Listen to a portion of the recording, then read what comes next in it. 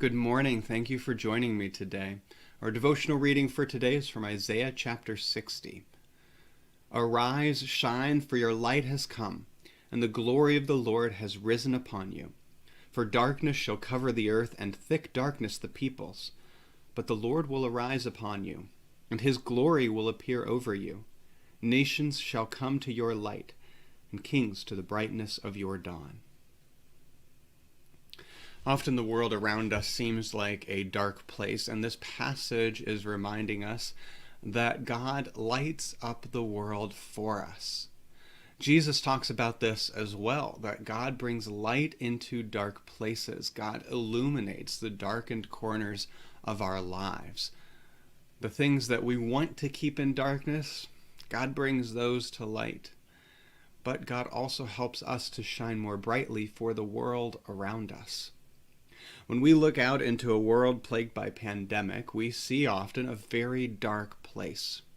But God isn't asking us to shut off our vision to the darkness around us. God is asking us to illuminate it. God is reminding us that God's activity in the world is to bring light. And so we look at a pandemic where people are struggling as hard as they can to make it end, to develop vaccines and to develop ways to prevent the spread of the disease, to bring healing while balancing the economic and social needs of people, and feels like we can't get it right no matter what we do. It's a lose-lose situation, every choice that we make sometimes. But God doesn't ask us to then say, stop all of that, to look away from it, to say that none of it's worth anything. God's asking us to bring a new perspective to it, to say yes, and we want to do these things because we love people. Yes, and we want to do these things because God asks us to care for the sick and the oppressed and the hungry.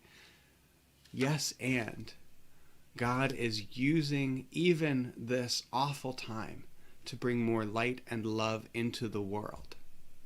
And that when God is at work in the world, it is not to spread darkness, but it's to spread light.